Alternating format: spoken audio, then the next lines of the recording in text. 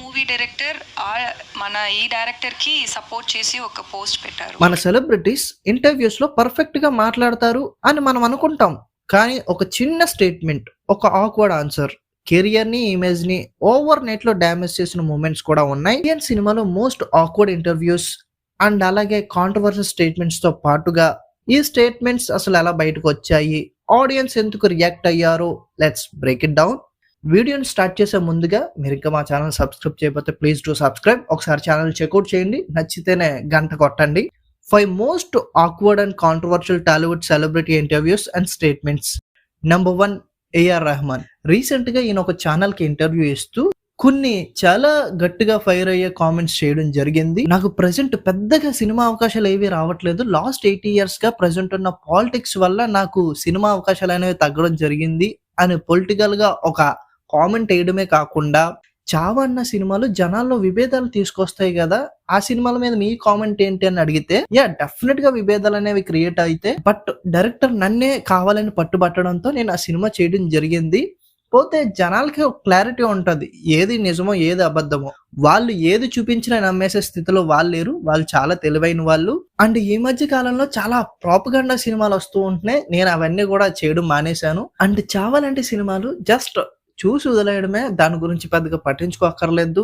So ఈ comments night కి నైటే ఫైర్ అంటుకున్నాయి, మామూలుగా కాదు. ఏఆర్ రెహమాన్ ని ఒక సూపర్ స్టార్ గా చూసిన వాళ్ళందరూ కూడా ఇలాంటి కామెంట్స్ చేసేటి బుర్ర లేకుండా అని ప్రెసెంట్ సోషల్ మీడియాలో గట్టిగా హల్చల్ జరుగుతుంది.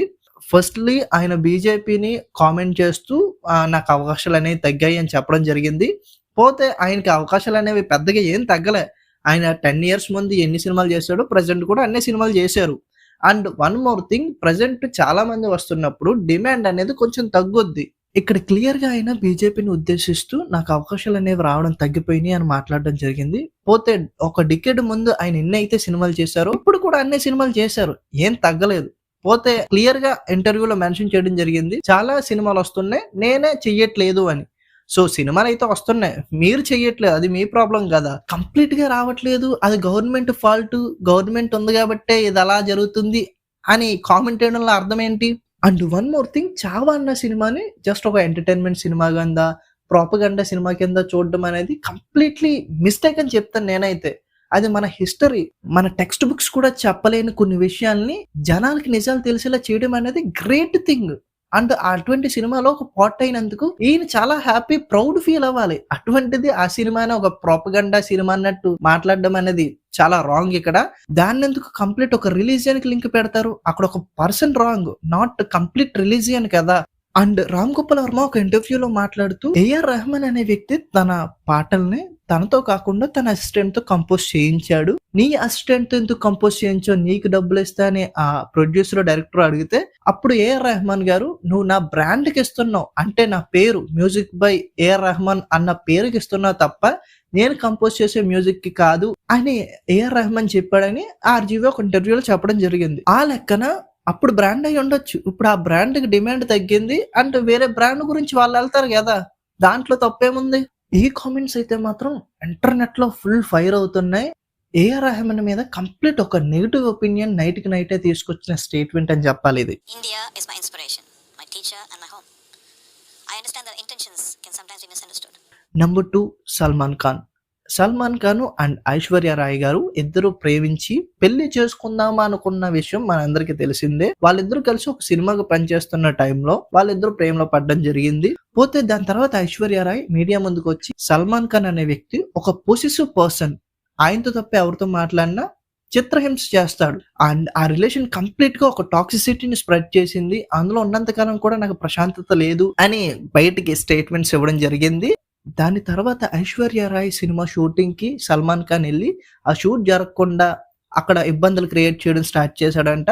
దీని కారణంగా ఐశ్వర్య రాయ్ ని ఒక 3-4 సినిమాల నుంచి కూడా తీసేయడం జరిగిందంట. ఈ మ్యాటర్ లోనే వివేక్ ఓబెరాయ్ ఎంటర్ అవ్వడం అండ్ కంప్లీట్ గా మ్యాటర్ వివేక్ ఓబెరాయ్ వైపు తిరగడం అండ్ ఆయన కెరియర్ నైట్ కి నైటే కొలాప్స్ అయిపోవడం కూడా జరిగింది. అంటే సల్మాన్ ఖాన్ గారు తన బలాన్ని ఉపయోగించారని చెప్పాలి క్లియర్ గా. ఈ ఇన్సిడెంట్ జరిగిన తర్వాత ఈ ఇద్దరు కలిసి ఏ ఇంట్లో కానీ సినిమాలో కానీ కనిపించడం జరగలేదు, ఇక ముందు కూడా జరగదు. Number 3, Paagal director Naresh. Actually ఈయన జమానా కాలంలో ఒక సినిమా స్టార్ట్ చేయడం జరిగింది, గోట్ అని. యాంకర్ సుధీర్ అలాగే దివ్య భారతి హీరో హీరోయిన్లుగా ఈ సినిమాని స్టార్ట్ చేయడం జరిగింది. పోతే ఈ సినిమా ప్రాసెస్ లో చాలా గొడవలు జరుగుతూనే ఉన్నాయి. డైరెక్టర్ కి హీరోయిన్ కి కానీ డైరెక్టర్ కి ప్రొడ్యూసర్ కి కానీ పడేది కాదు. సో ఆ సందర్భంలో ఈ సినిమా నుంచి డైరెక్టర్ ని పక్కకు తోసేసి ఇంకో కొత్త డైరెక్టర్ నెట్టి ఈ సినిమాని కంప్లీట్ చేయడం జరిగింది. పోతే దాని తర్వాత ఈ సినిమా నుంచి ఒక సాంగ్ బయటకు రావడం జరిగింది. ఆ సాంగ్ కి ఈ సినిమా ఎక్స్ డైరెక్టర్ అదే నరేష్ మాట్లాడుతూ ఎడిట్ లో తీసి పడేసిన మొత్తం ఫుటేజ్ ని సినిమాలోకి ఎక్కించేటట్టు ఉన్నారు కదా, అండ్ సెకండ్ లీడ్ తో పెట్టాల్సిన ఈ సాంగ్ ని ఈ సిలకతో చేయించారు ఏట్రా అని ఒక కామెంట్ ఎక్స్ లో పెట్టడం జరిగింది. దీనికి దివ్య భారతి రియాక్ట్ అవుతూ ఆయన నన్ను చాలా హ్యూమిలేట్ చేశాడు, అంత హ్యూమిలేట్ చేస్తున్నా సరే ఈ సినిమాని ఫినిష్ చేయాలి అన్న ఒక్క కారణంతో ఈ సినిమాలో చేయడం జరిగింది. అండ్ డైరెక్టర్ తన ప్రీవియస్ మూవీలో కూడా ఇటువంటి జరిగినాయి అంట, అండ్ ఆ సినిమా నుంచి కూడా ఆ డైరెక్టర్ ని తీసేశారంట. బేసికల్లీ ఆయన ఒక తేడా. At the same time Sudheer and director ఇద్దరు ఫ్రెండ్సే. నన్ను డైరెక్టర్ అన్ని మాటలు అంటున్నా సరే ఒక్క రిప్లై నా గురించి అలా మాట్లాడతావేంటి అని సుధీర్ అడగపోవడం కూడా చాలా తప్పు అని ఆవిడ గట్టిగానే రియాక్ట్ అయ్యారు. ఈయన తీసిన ఫస్ట్ మూవీ పాగల్ పెద్దగా వర్కౌట్ అవ్వలేదు. స్టిల్ ఇంకో అవకాశం వచ్చినప్పుడు దాన్ని యూజ్ చేసుకోవాలి కదా. అండ్ యాంకర్ కమ్ హీరో అయిన సుధీర్ కి ఈ విషయంలో ఎటువంటి జోక్యం చేసుకోవాల్సిన అవసరం లేదు. పోతే ఎలాగో ఫ్రెండే కాబట్టి చిలకాని ఒక రాంగ్ కాంటెక్స్ట్ లో ఆ పదాన్ని ఎలా యూజ్ చేసావు అని హీరో సుధీర్ అడుగుంటే ఇక్కడ పెద్ద హీరో అయ్యి కూర్చుండేవాడు. పోతే సుధీర్ కూడా ఈ సినిమా మీద పెద్దగా ఇంప్రెషన్ అయితే చూపించట్లేదు, ప్రమోషన్స్ కూడా రావట్లేదు. అండ్ ఇదే మొక్క నిర్మాత కూడా చెప్పడం జరిగింది, సుధీర్ తన నెక్స్ట్ హైలైట్స్ అనే సినిమాలో ఒక ఐటమ్ సాంగ్ కోసం ఈ హీరోయిన్ ని సంప్రదించడం జరిగిందంట. తనతో ఆల్రెడీ గొడవలు ఉన్నాయి. At the same time same director ఆ సినిమాకి వర్క్ చేస్తున్నాడు. అటువంటప్పుడు హీరోయిన్ ని కావాలనే ప్రొవోక్ చేసినట్టు కదా, అబ్యూస్ చేసినట్టు ఇక్కడ. ఆ విధంగా చూసుకుంటే ఆ నరేష్ అనే డైరెక్టర్ కి జనాల్లో పెద్ద గుర్తింపు లేదు కాబట్టి ప్రాబ్లం లేదు. బట్ ఇక్కడ బ్యాడ్ అయ్యింది ఎవర్రా అంటే డెఫినెట్ గా సుధీరే. వేరే సినిమా చేసేటప్పుడు సైడ్ క్యారెక్టర్ కామెడీ క్యారెక్టర్ చేస్తే బాగుంటుందా, ఆయనకు ఇష్టమేనా? నెంబర్ 4 రాజేంద్ర ప్రసాద్. ఈయన ఎప్పటి నుంచి ఇండస్ట్రీలో ఉన్నారు, ఎవరితో ఎలా మాట్లాడాలో అన్నీ తెలుసు. బట్ స్టిల్ ఆయన కొన్ని ఫంక్షన్స్ లో మాట్లాడిన మాటలు డెఫినెట్ గా జనాల్లో ఒక బ్యాడ్ ఇంప్రెషన్ అయితే తీసుకొచ్చాయని చెప్పాలి. రీసెంట్ గా మాస్ జాతర అనే సినిమా ఫంక్షన్ జరిగింది. ఆ ఫంక్షన్ లో యాంకర్ మన సుమక్క. సో ఆవిడ డైరెక్టర్ తో మాట్లాడుతున్న క్రమంలో డైరెక్టర్ ని ఆవిడ నుంచి దూరంగా జరిపేయడము, సుమా వైపు నుంచి తిప్పేసి మైక్ తన మీదకి పెట్టేసి మాట్లాడు అనేటట్టు కొన్ని బిహేవియర్ అయితే ఆయన చేయడం జరిగింది. దానితో పాటుగా ఆయన మాట్లాడుతున్న క్రమంలో సుమ నన్ను పిలిచారా అని స్టేజ్ మీదకి వస్తుంటే నిన్ను కాదమ్మా నువ్వు ఒకదానివి ప్రతిదీ గోల గోల చేస్తావు అంటూ కొన్ని పర్సనల్ కామెంటరీ చేశారని చెప్పాలి ఇక్కడ. ఎందుకంటే అక్కడ సుమ గారిని యాంకరింగ్ చేసిందే గోల గోల చేయడానికి. సో ఆవిడ పని ఆవిడ చేస్తుంటే ఈయన ఇరిటేట్ ఫీల్ అవ్వడం, ఆ ఇరిటేషన్ నుంచి ఆయన మాటలు వదిలేయడం జరిగింది. అట్ ది సేమ్ టైం జనాల్లో ఒక బ్యాడ్ ఇంప్రెషన్ స్టార్ట్ అయింది రాజేంద్ర ప్రసాద్ గారి మీద. సినిమాల్లో ఎన్నో ఏళ్ళుగా కష్టపడుతూ ఒక మంచి ప్లేస్ లో ఆయన ఉన్నారు. సో అటువంటి మనిషి నుంచి ఇటువంటి మాటలు మాట్లాడితే జనాలు కూడా ఫీల్ అవుతారు. దీనివల్ల ఆయన పేరే చెడిపోతే తప్పితే ఇంకేం ఉండదు. నంబర్ 5 అనసూయ. ప్రెసెంట్ అనసూయ గారి గురించి జనాలు చాలా బ్యాడ్ గా మాట్లాడుకుంటున్నారు. ఎందుకురా అంటే ఆవిడ మీద క్రియేట్ అయిన ఒక ఇంప్రెషనే. ఆ ఇంప్రెషన్ ఎలా క్రియేట్ అయిందిరా అంటే విజయ్ దేవరకొండ త్రూ. విజయ్ దేవరకొండ నటించిన అర్జున్ రెడ్డి అనే సినిమాలో ట్రైలర్ కట్ లో ఒక బూత్ ని యూజ్ చేయడం జరిగింది. ఆ బూత్ ని ఎలా యూజ్ చేస్తారు, ఒక ఉమెన్ ని ఎలా అలా తిట్టగలుగుతారు అని అనసూయ గారు అప్పుడు స్టూడియోలో కూర్చుని చాలా పెద్ద గోల చేశారు. పోతే దాన్ని విజయ్ దేవరకొండ పెద్దగా పట్టించుకోలేదు.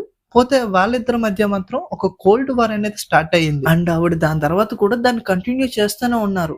విజయ్ దేవరకొండ నుంచి ఏ ప్రాబ్లం కనపడినా కూడా దాని గురించి ఇండైరెక్ట్ గా మాట్లాడడము. ఆయన లైగర్ ఫ్యామిలీ మ్యాన్ సినిమాలు ఫ్లాప్ అయినప్పుడు ఆవిడ బయటకు వచ్చి క్రాకర్స్ కాల్చడం, ఇదంతా కూడా ఆవిడకి కొంచెం బ్యాడ్ నేమ్ తీసుకొచ్చిందని చెప్పాలి జనాల్లో. అండ్ ఈ ఇష్యూ ద్వారానే అనసూయ గారిని ఆంటీ అని పిలవడం స్టార్ట్ చేశారు. ఆ వర్డ్ ఎంత వైరల్ అయ్యింది అండ్ ఈ ఇష్యూలో అనసూయ గారు ఎంత బ్యాడ్ అయ్యారు అన్నది అందరికి తెలిసిందే. ఆ ఇంప్రెషన్ ఎంత గట్టిగా పడిందంటే ఇప్పుడు అనసూయ గారు వచ్చిన ఏ విషయం చెప్పని దాన్ని నెగిటివ్ గా తీసుకుని ఆవిడ మీద నెగిటివ్ కామెంట్స్ పాస్ చేసేంతలా ఒక బ్యాడ్ నేమ్ అయితే ఆవిడ మూట కట్టుకుంది. నాకు పిఆర్లు లేరండి, I'm sorry but that's a big bridge. So ఇది ఇక్కడికి. ఈ వీడియో మీద మీ ఒపీనియన్ తెలియజేయాలంటే కింద కామెంట్ చేయండి. అలాగే వీడియో నచ్చితే లైక్ వేసుకోండి. ఒకసారి ఛానల్ని చెక్అవుట్ చేయండి, డెఫినెట్ గా నచ్చుతుంది. నచ్చితేనే సబ్స్క్రైబ్ చేసుకోండి. అలాగే పక్కన హైప్ అనేది ఉంటుంది, దాన్ని కూడా ఇచ్చేయండి. Thank you so much.